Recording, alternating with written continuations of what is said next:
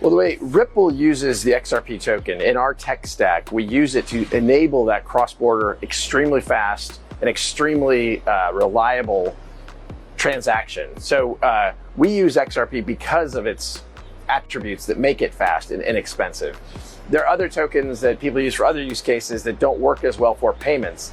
The XRP ledger, from its origins, has really enabled payments at scale in a way that certainly Bitcoin, while it's very good for digital gold, its speed and cost per transaction makes it less attractive for a payments type use case. So Ripple will continue to use XRP because of its core attributes as a really efficient technology. Is that something you see continuing in your tech stack going forward? For sure, without question. And I think you'll see Ripple use the XRP ledger for other use cases as well. We're certainly making investments, as I mentioned, in the carbon credit marketplace and other verticals that we think could be compelling.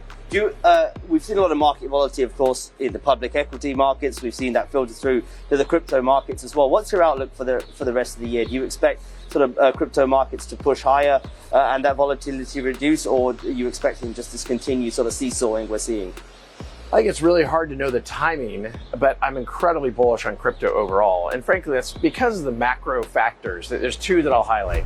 What do you think could happen if today the U.S. Treasury decides to use XRP and its ledger to power up its transactions? And what would that mean for the overall crypto world? What if I told you chances are Ripple is in cahoots with the Treasury, but they are both trying to keep it under wraps? Sit back, relax, and don't touch that dial, because today I've got some juicy content for you. But before we get started, let's roll that intro. As always, welcome to Money Side, your favorite crypto channel. If you are new here, hit the subscribe button, turn on notifications. That way you get updates when we drop new videos. Don't forget to smash that like button, and remember you can always leave a comment or question in the section below. Let's get straight to today's video. Here's an interesting article from CoinDesk that brings a lot into perspective. This agency is the right regulator to oversee digital assets trading, and that's a direct testimony from Benham. This news could cause a lot of changes in the crypto world, including the regulations and rules. Finally,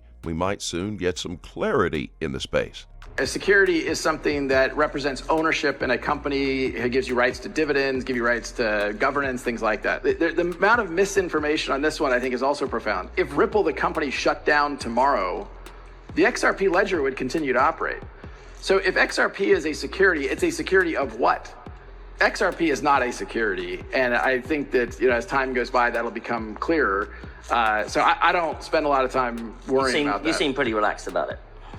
I actually am pretty relaxed about it, because I think the facts are on our side. And here's something that really got me off my seat in this clip. Does Brad Garlinghouse look worried to you? I don't know about you, but that man looks too calm for someone with a lawsuit from the regulatory body. He even goes on to state that he thinks the facts are on his side, and that's a pretty bold claim. Remind me, has anyone from the SEC ever, since the beginning of this case, sounded so bold about the case? Or are they always covering behind the government and news? Anyway, moving on swiftly. Most of Ripple's members seem to have a lot of connection to the U.S. Treasury. For instance, Rosie Rios, who served as the 43rd treasurer in the United States and also CEO of the Bureau of Engraving and Printing. She was actually the female portrait on the U.S. currency for over a century, guys. Institutions, Joey and I sat in a meeting not that long ago with, some of the largest institutional money in the world trying to get smart about crypto. They owned zero on that day. I don't know if they do today.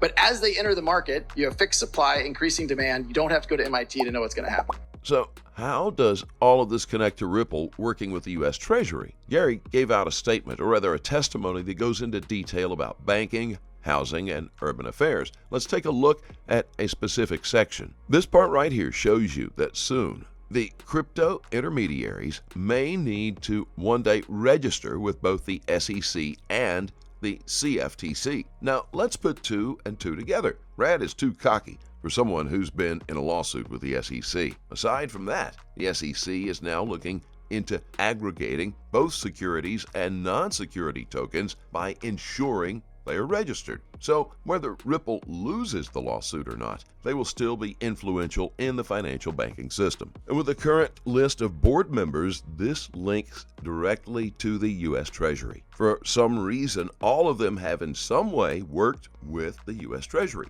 You can imagine how difficult it might have been for Ripple to convince these people to come on board and work with them. Or was it easy? I bet they know something we don't, and that is likely the tie between Ripple and the U.S. Treasury. So why did the SEC go after Ripple in the first place? And why are they still in court? Share your thoughts in the comments section below. But for now, check this out. Blockchain could be a data structure that could become much more popular in many types of applications where a huge fraction of the difficulty of the implementation and operation is ensuring that the system's rules aren't violated. If you imagine you build a system and you deploy it, part of the cost of operating that system, let's say you use a traditional centralized database, part of the cost of operating that system is making sure that that centralized database isn't compromised, because if the database is compromised, everybody listens to what it says.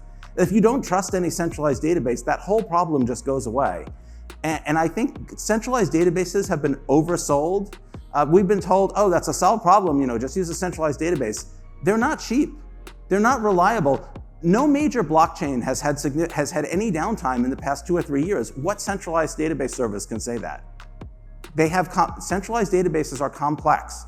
They have failover. What if the backup thinks the active is running and the active thinks the backup is down? And you have all these complex failure modes that cause downtime. Blockchains don't have that. You're currently in a legal battle with an SEC that's been going on for a year or so. Can you give us an update on that and when you expect a resolution? That started in December 2020, and the core question there is around a nuanced legal question. Is XRP a security? And did Ripple sell, as an XRP, an investment contract? Did Ripple sell unregistered securities? Did I, Brad Garlinghouse, sell XRP as an unregistered security? I think it's very clear that in the United States, the laws have not been clear. And for the SEC then to go back in time and say, you should have known all along, it's really, I think, going to be hard. It's a hard case. And I think what we're seeing in the court process, which does continue to play out, is a judicial process that recognizes some of this. Even this past couple days, there was a ruling from the court finally requiring the SEC to publish information about some speeches that the director of corporate finance, Hinman, gave about Ether not being a security. And the fact that even now you have the SEC not able to answer the question, is Ether a security? They won't answer that question. They're saying there's clarity, but then they won't provide clarity. They're saying they won't comment on specific projects, but then they comment on Bitcoin. Bitcoin is one of the largest projects, but yet still just a project. As always, do your own research and always trade safely, guys. Please keep in mind we're not a licensed financial advisor. All videos on this channel are intended for entertainment purposes only. You can always let us know what you think in the comment section below, and let's have a conversation. Thank you so very much for watching. Don't forget to like this video, and please click on that subscribe button below and turn on notifications so you get informed whenever we post our amazing content. We'll look forward to seeing you on the next Money Side.